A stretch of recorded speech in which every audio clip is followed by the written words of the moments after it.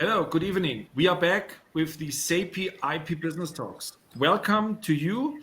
Welcome to our guests. We are live on LinkedIn, which means I would be very happy when you could write your comments, your questions, especially to our guest, Dr. Plettig. Today, we talk about the Dean standard. We talk about quality in IP management. We have today accredited guests. I'm very happy that Lorenz Kaiser is with us. He's senior legal counsel from General Electric Aviation, but he is also a very long-standing partner. I would say nearly a business friend. He is in the board of the German Committee for Quality in IP Management, KIMIP. And we have also Christian Stauf here, founder and managing director from a consulting company, Beyond Innovation. He comes, so Lorenz comes more from the patent side. Lorenz is the former head of IP innovation legal part from Fraunhofer, and Christian comes more from the trademark and brand side. So we have both today with us. Thank you very much to you that you help us, support us as accredited guests. And now I'm very happy to hand over to our speaker, our guest, Jörn Plettig. He is office manager from ETL IP in Berlin. And I would say, Dr. Plettig, please introduce yourself and explain us a little bit how did you come into that, a little bit obscure and strange field for most people, intellectual property. So what is your background? Thank you very much for joining us. Very, very warm welcome. Thank you to be here. Thank you, Professor Wurzer, for this introduction. And hello, everyone participating in this talk today. My name is Jörn Plettig. I'm a patent attorney with experience of almost 12 years in practice, meanwhile. But of course, I did not start right away as a patent attorney. I had a life before, and that was rather based on scientific background. Namely, I was a biologist with special emphasis on genetics and molecular biology. And I did like my scientific field. I came sometimes in the place where I thought, shall I proceed in the biological field and maybe become an expert for one protein of the world? That's fair enough, maybe. Or shall I take another step and to broaden my knowledge and not to stay with one protein only, but to broaden the technique I'm facing and so on. And there I by myself came up with the opportunity to become a patent attorney when you are a scientist, for instance. And this decision came when I finished my experiments for my doctoral thesis. And so I started becoming a patent attorney already in parallel to drafting the paper for my doctoral thesis. So I made both in parallel. This was sounds quite challenging. Quite challenging because my little boy also started growing. I got a little boy, but I did it all. I never regret it. And then I was luckily with two big international law firms, one more of general background, another one more in the biotechnological field. And I got the chance to switch into industry department with a huge globally acting medtech company where I gained the other side of the coin, so to say, to see how a department works and what are the needs there. And finally, and luckily, I got the chance to become a site director here of ETL IP of one location in Berlin. And there I'm working for different scientific fields, but a core, of course, are the life sciences still. Okay, I mean that's a very good background when we talk about the standard. I mean, today we talk about DIN, but also we have the ISO in terms of the international framework, and it makes a lot of sense understanding both sides, both perspectives on IP management, especially both challenges which we face today, especially according to digital transformation, of course, and to the upcoming of IoT and all that issues, which, let's say, rises the importance and the consequences. We will come to that later, about IP management, which is definitely much more than just administration of files. Yeah, so that leads me to my first question to you, and that is, I mean, that's the title of our today's discussion is, do we need, or why do we need a standard? Interesting enough, we had this discussion, we had invited guests during the development of the standard, and some were from different, for example, automotive companies, and again and again, and we were also promoting the standard to the industry, the German Industry Association. And again, this question came up. So why do we need that in terms of, is that really necessary? And of course, we had other voices which said, yes, of course, yeah, from the European Patent Office, for example, national patent offices, also other stakeholders of the innovation system. They said it is so important. But now to you, the question, why do you think that we need to establish a standard for quality of IP management? And to a certain extent, in addition, why should it be a standard according to the ISO 9000 family high-level structure in that framework? So what is your perspective on that? Okay, thank you for this question. First of all, these kinds of questions are known to me as well. When I held, for instance, a first talk about this Dean topic with my former industry role, I got the same questions. And I think they can be well answered, because there is a known Bob Dylan song, for instance, called "The Times They Are A-Changing." And that's true and will always be true. The only constant in the universe is the change of things. And we all are currently facing a huge change. And we are in between this change, namely of the digital transformation. So, for instance, speaking of just car industry or automotive, the inventions do not lie only in the car mechanics or in the engineering field. Meanwhile, the cars are autonomous driving cars. There are driving computers connected to different antennas, to different communication and telecommunication standards, and so on. So you have to broaden your knowledge, and so you have to broaden and adjust your IP management, namely not focusing on your core business being a mechanical or engineering kind, rather to also look out for third parties, which digital platforms are arising, which can affect my business. And that's why you need to have a standard which assures that not only the patent department, but also the entire organization, which is somehow related to IP and maybe puts IP into a key asset of the own organization, to have an active, transparent, and constantly improving IP management system, also focusing on digital competitors, so to say. I mean, Dr. Plettig, that's to a certain extent, I would say, I had 2 weeks ago, I had lecture in my master program in Strasbourg, and we had this, the fourth module is the organization module. So we talked about organization of IP work, and I presented also the standards. Okay, and then a student or some students really asked, so why do we need a standard to organize the work within the IP department? Yeah, and I said, honey, that's not the question here. I mean, IP does not just happen in the IP department. I mean, maybe that's the biggest mistake, the biggest misunderstanding which could you have on that issue. I mean, we have from procurement to sales, marketing, product management, development, and so on. We have across the company, and many people reduce IP to patents. So that's, again, a big mistake, big mistake.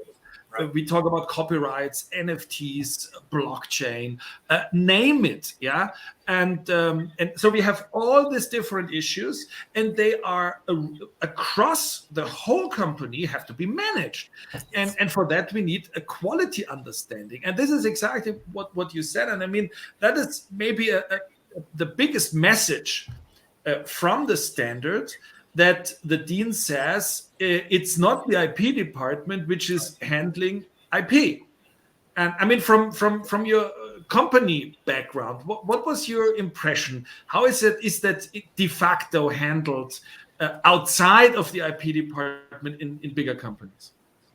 Yeah, what's absolutely clear is that first of all, you have to also raise IP awareness across the company, and this is implemented by the high-level structure inter alia, as you mentioned, of the dean, namely to have a top-down management, meaning that, for instance, the managing board becomes a central role in IP management, namely providing an IP strategy, providing IP goals, for instance, IP objectives, and the risks we as an organization are planning to take to come up with a better business, for instance, in view of the business model you have.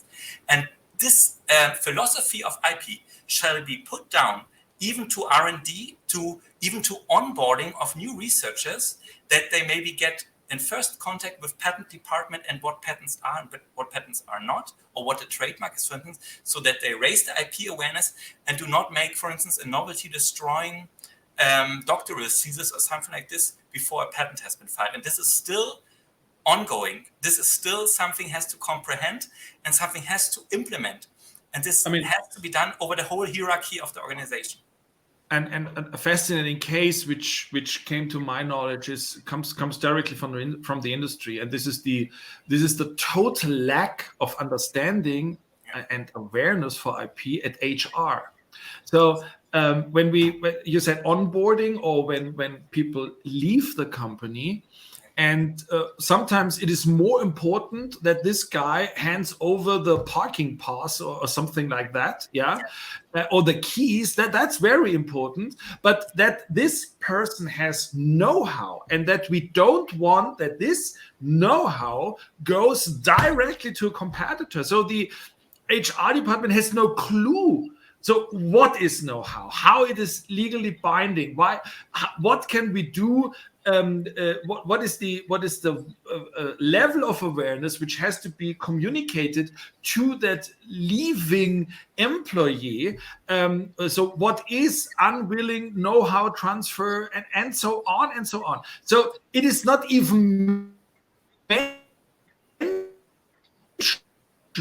and then later on, problems, so on which we report on LinkedIn in the IP Business Academy feed. So nearly every week we have a big case of know-how infringement or unwilling transfer or that kind of in German Geheimnisverrat. And that is a huge issue. And as you said, this has to be handled in cooperation with the IP department, but definitely it is a task of HR. And when you go around on a conference, say, what exactly is the role of HR in IP management? Say, what? HR in IP management? I don't know. And I mean, that is an example which shows how, or inbound logistics, and have you declared freedom of third party rights and these issues. So again, what is your experience? So is that, I mean, what you mentioned is awareness. I mean, awareness is important, but at the end, when it comes down to concrete measures. So I would say it is necessary that the people that these roles, these different roles in the company, have a clear understanding what their tasks about IP are, what they have to do. Because at the end, we cannot do everything in the correspondence with the IP department. I mean, that we have smaller IP departments compared to the rest of the organization. So do you think that is it your experience that companies implement such, let's say, learning systems, that role-specific improvement of knowledge or something like that? My feeling is that the awareness of this is there in companies, but so far not in a streamlined and organized manner. I think there are increasing activities for raising workshops, for instance, with R&D to make active invention harvesting or make directed invention development or innovative development, for instance, to become an own player in the digital field and not only the one who has to defend against the others. So this is rising, but still not in a streamlined and systematic way as provided by the DIN. So I really recommend. I more than 1.5 or almost 2 years, I'm really active in the field of the DIN, and I'm allowed to audit, for instance, and so on. And I can really recommend go through this DIN. Although it reads in somehow abstract terms, you can fully understand what is the meaning and see it as a guideline and as a checklist what you as company has to consider of, and then you have to tailor the ideas of the DIN to your needs and to your branch and to your business model. It's not the case that you need each and every aspect of the DIN. If you are, for instance, not generating IP, then you do not have to fulfill this aspect. But if you are dealing with IP, you have to, for instance, to deal with IP transactions and so on. So go through it, try to understand what is the basic intention of this document, and try to translate it into your organization. I mean, that is what I hear from time to time, that people complain that the standard is not a handbook. Yeah, and that is interesting because no standard is a handbook, but it shows that many people in the IP world are far away from using standards. Yeah, so maybe this is the first time that they have an interaction with a quality standard, and also with the high level structure, and they are totally shocked when they hear that you can get an audit about the fulfillment of the DIN 7706 from somebody who personally is not an IP expert. Yeah, so they say this is unbelievable. No, it is exactly the logic of ISO 9000, and that has led to enormous improvement on the organizational quality, and nobody is in doubt that ISO 9000 is really something which is important and improved organizational quality. And so when we adapt that to in such, let's say, shaky times in a VUCA world, that makes absolutely sense. I mean, that leads me to the next question in terms of what we live in a time which we call digital transformation. So interesting enough that a CTO last week told me something like digital transformation doesn't exist because companies do not transform. So whether they are digital, so to speak, digitally born, or they are not digital, but then they don't manage it to become a digital company. That is an interesting perspective. I don't think it's true, but to a certain extent, like Kodak or so, I mean, these innovators' dilemma problem, from time to time, we would say it hits the point, yeah, that transform companies is really a big issue. But many companies undergo a certain kind of transformation in their inbound logistic, in their value chain, in the way how they interact with other companies, suppliers, how they interact with the customers, and the products become more and more digital. And in such a world, we see that more and more companies rely on third-party technology. So not everybody creates, for example, IoT or connectivity on their own. Obviously not. It doesn't make sense. We need interoperability that leads to licensing issues. What would you say is that an upcoming? So will that mess become bigger over the time when more and more companies need IoT and connectivity technologies for very normal products? Yes, absolutely. This is also a straightforward pathway. Digitalization is such a broad term. It's not meaning only placing a sensor on a device, then it's digital. No, it's connectivity is maybe also a big term of digitalization, and this leads to Internet of Things. Everything will be and will become connected. My refrigerator will tell me when to buy a new soup, for instance, and so on. Yeah. each car will be connected and will give live traffic information and so on. Or in a car, in an electric car, there will or are implemented mechanisms which improve the electric efficiency of the car and so on. So we cannot avoid this. By the way, the refrigerator is one example, but you know what I really like? I worked with a company called Rastal. Yeah. So they make glasses, okay? Yeah. These things. And beer glasses, for example. And by the way, they are the inventor of the brand glass. So that you know what a Campari glass is and that you know what a Erdinger Weissbier glass is. This comes from Rastal. And what they do now, because every branded glass has to have the logo of the brand on the glass. And they use that for an IoT connectivity with your smartphone. The consequence is that when you sit in a bar drinking a beer, the brewery, not the host or the bartender, the brewery can connect with you and give you a free beer. Okay. And I think that is absolutely fascinating that through the glass, they know where I'm sitting, they know what I'm drinking right now, and they can connect with me and can offer me a free drink, for example, when I give my personal data to them or whatever. And that is a fascinating IoT case because it shows that what you say, everything will be connected. And that leads, and why do you think that we need a quality standard in IP management for that?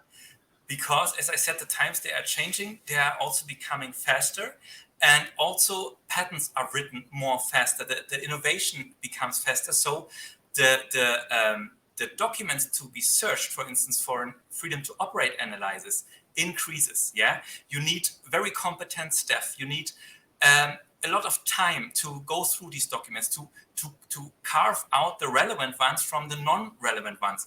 And therefore, you need, of course, the knowledge to understand a digital patent, which is not written in a way as a mechanical patent, for instance, or a chemical claim. So all this has to be set up before launching the next product. And so to try to avoid not to be offended by a third party, as you said, the glass brewery issue. And this would come surprising for some companies in this field, I think. They are yet not aware of it. So I mean, what I really like is this difference from digital patents. So, 4 years ago, I started to coin the term digital patent. Okay, and people said, "What is that?" And I said, "Nah, it's obviously not a physical, chemical. It's something different. Yeah, and it's a computer implemented invention." Like, could be seen like that, but that leads more to IPC classes and that kind of logics. So in digital patents, we see use cases, business models, we see different logic. And what I really like to the audience, to the German-speaking audience, but I really push Bastian to give us also to his podcast an English summary. So Bastian Best, one of our university lecturers for software patents at the IP Business Academy, they have a podcast with Felicita Banzhaf, and the fascinating thing is Felicita is a machine engineering patent attorney, and Bastian is a computer scientist, and they talk about the different perspective on the physical, classical physical patents from machine engineering and digital patents. And again and again, it is called Datenfluss and Drehmoment.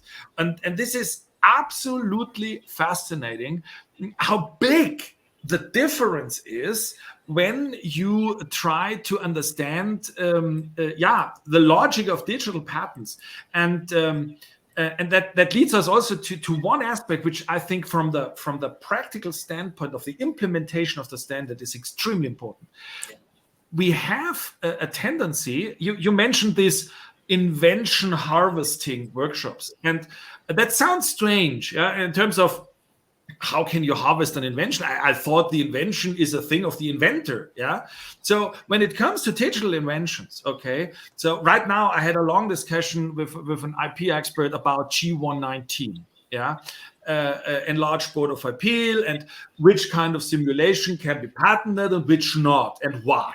Okay, and you ask 5 experts, you get at least 12 answers, and most of them are wrong. Okay, and you can also discuss that with the EPO, and I'm not sure that it is pretty much clearer what it means. Okay, so when we wait till an inventor writes an invention disclosure about a classical simulation, which is a digital patent, you can wait forever.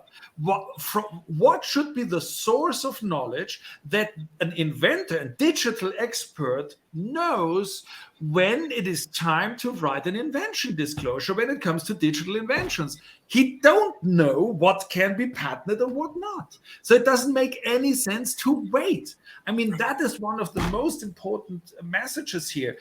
The standard says plan, do, check, act. When we wait that the inventor has something invented, we start already with the do. And where was the plan? Yeah, what exactly was planned? I mean, the plan is when you develop a digital solution, it should be patentable. Whatever you create at the end, it should be in principle patentable and free of third-party rights. And then you do something. And that leads us to what you said with the with this harvesting or let's say innovation, so to say. Yeah, exactly. Yeah, so when I'm doing my workshops, I try to explain the starting point of thinking about digital IP is definitely not an invention. It cannot be an invention because the inventor don't know that something was invented or not. Yeah, that's the point, exactly. So how can we use this quality standard to avoid risks? What would you say? Yeah, thank you for this example. And here really the dean comes into play, and I can give really concrete examples how we can overcome the situation you explained. Namely, as I said, the managing board is a key role player in the dean. They have to come up with an IP strategy, maybe for the year 2023, right? And come up with maybe naming, we want to have in 3 active fields with our company, at least 10 applications in the field of digitalization, namely, and then make concrete a plan what they want to have. This is an incentive for the R&D department to develop and to work in this direction. And if this is guided by a patent attorney from in-house, for instance, then the likelihood significantly increases to come up with a digital role model, for instance, or a digital use case, which is aligned with the business model of the company, right? That the business model is the starting point for building up an IP strategy in view of the dean. So then the likelihood increases that the invention which likely comes up is in line with the business model. And then we come to IP generation of dean and so on.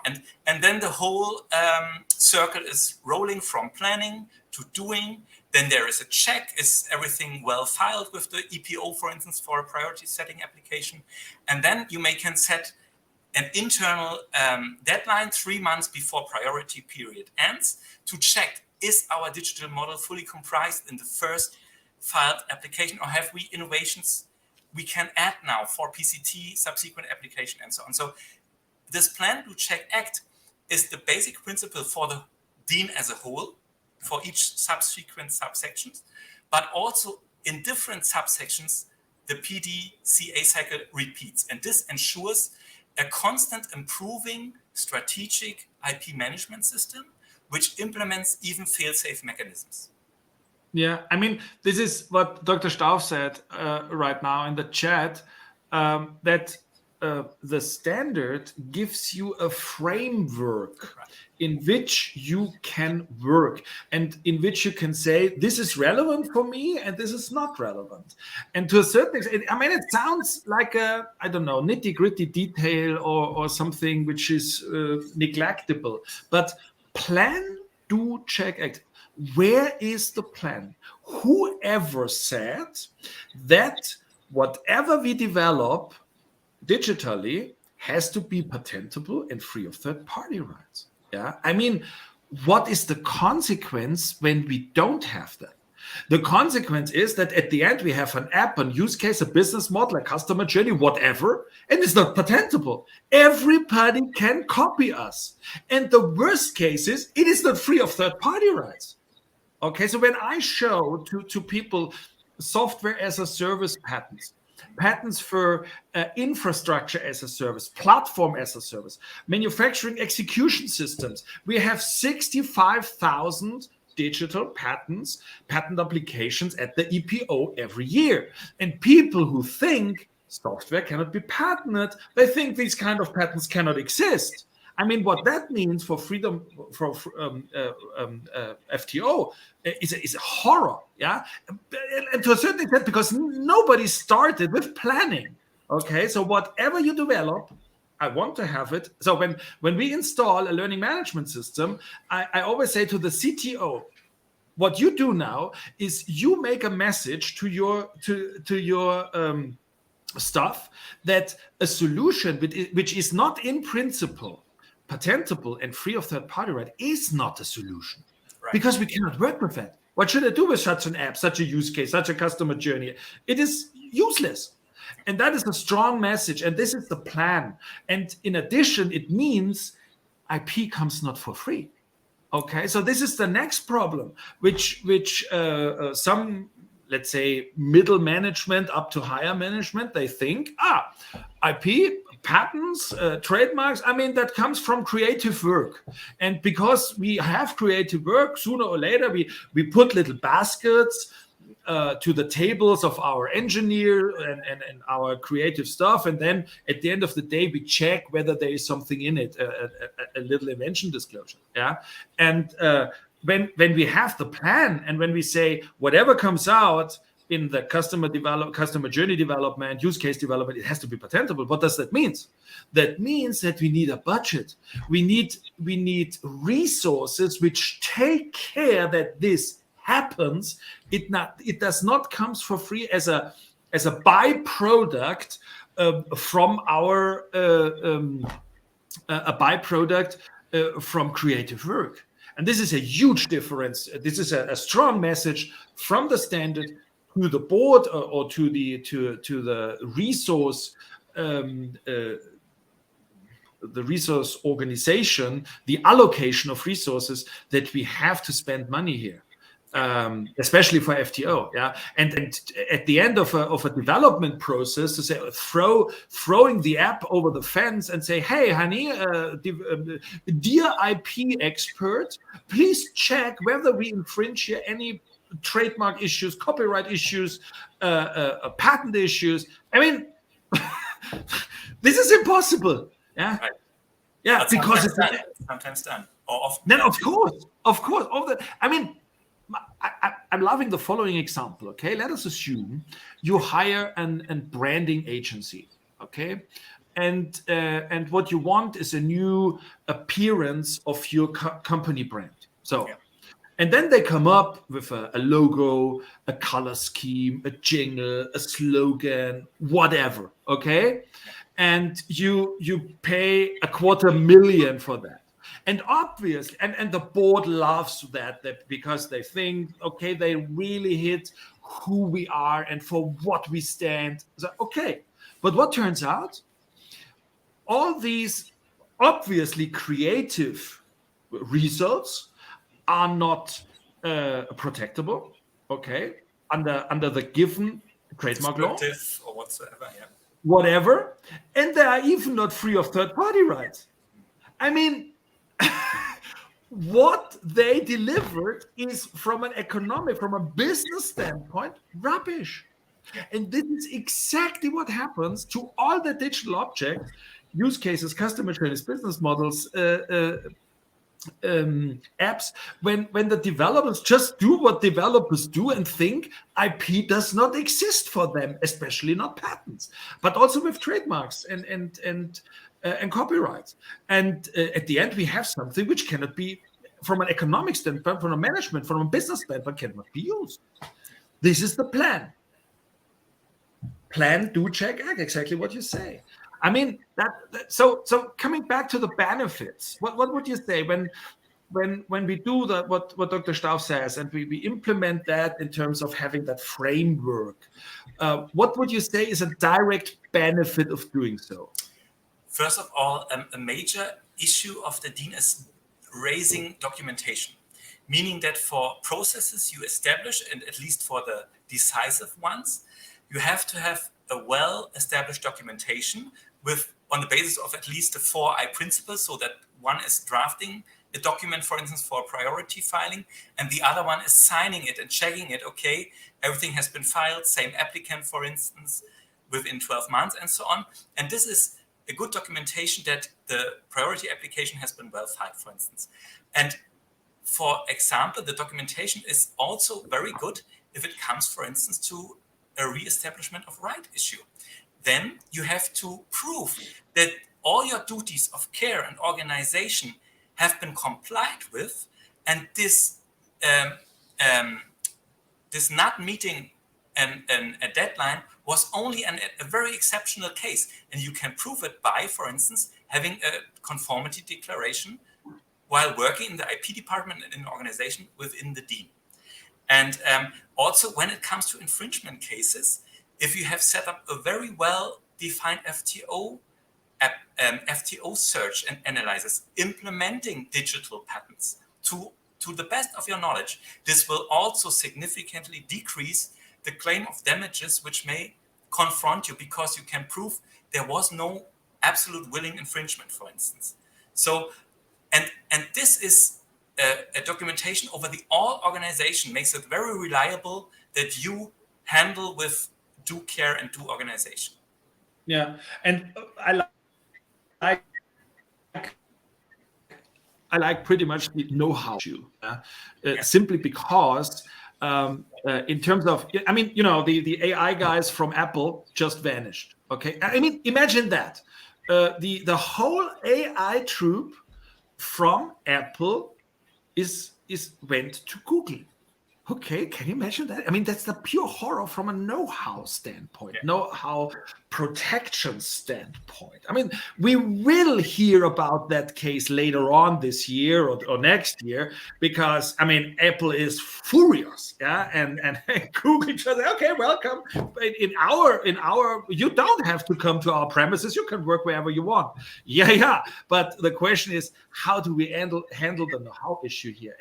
And that is a very important point. More and more the companies develop. I mean, when we come to AI or other digital technologies, it is so heavy know-how intensive, and you don't want that your best people go to the next competitor and you have no measures in place. You cannot document that you took care to keep that know-how secret. You documented that know-how and so on, and at the end you have nothing. You have nothing in your hands without that kind of documentation, and that can really ruin the whole thing.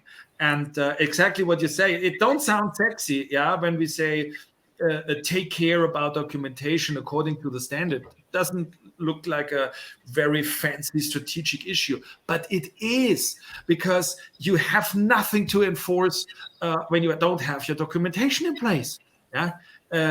So a good point from Ricardo Kali. Good to have you here, by the way, Ricardo.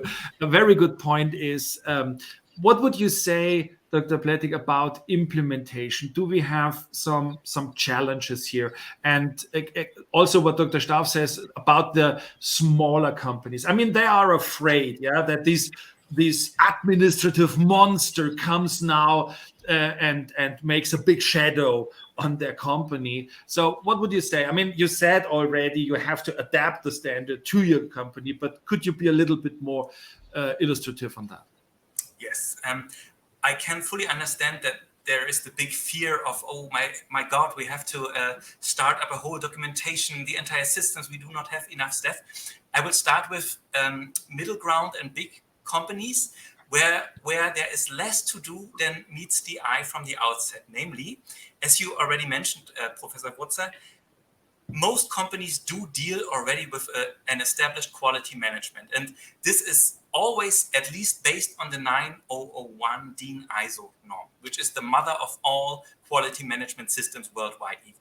So, and now everyone needs to know that the DIN 77006 is absolutely based on the 9001, meaning the principles and how it is written is almost the same, but now tailored to IP management, meaning you have to add the DIN 7070 on top of the ISO 9001 and have to implement, of course, people who are responsible and able to deal with IP management issues, but you do not have to start from scratch.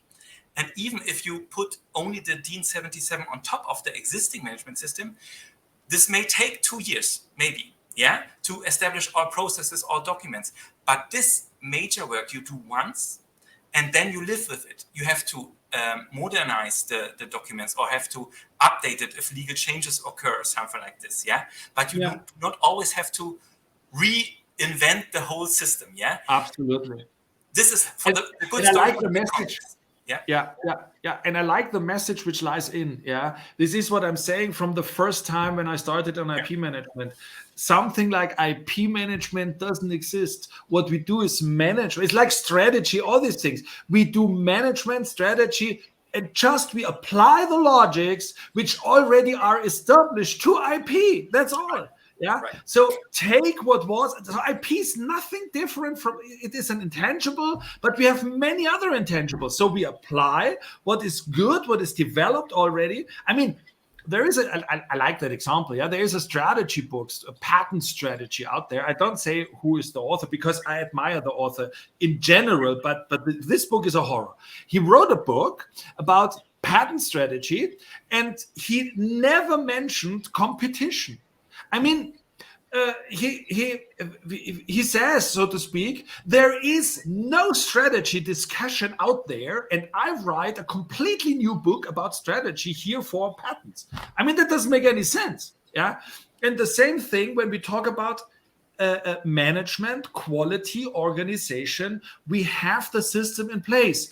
All what we have to do is we have to apply it to IP. That's all. And Dr. Kaiser writes something very important. He says there's a high specialization in different branches, like biotechnology or others, like he comes from aeronautics. And is that applicable there? And I mean, you already answered that because ISO 9001 family is there and it is applicable in all industries and exactly the same like DIN. It's just on top the 7006. I mean, nothing new on that planet to a certain extent. It's just new for the IP world that we apply the standard quality discussion on that asset. Yes. And that's it. I know it is written in some abstract terms, but I think the DIN is very good readable rather than some legal texts. It's very descriptive, I think.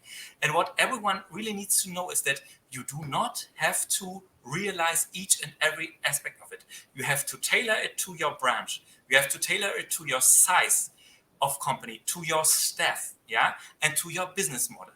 But if then, upon this tailorment, there are still some provisions telling you must implement, you must, then you have to do it, but in your own way, okay? You decide how the documentation looks like, right?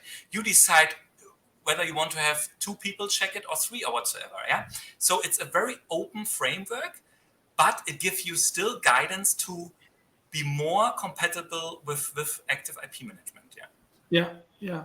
I mean, that is maybe one of the most important things, that you have to adapt the thing meaningful, appropriate to your organization, to your business model, to your competition, to your value chain, all that things. I mean, that is exactly what makes sense, and not just fulfilling the words which are written there.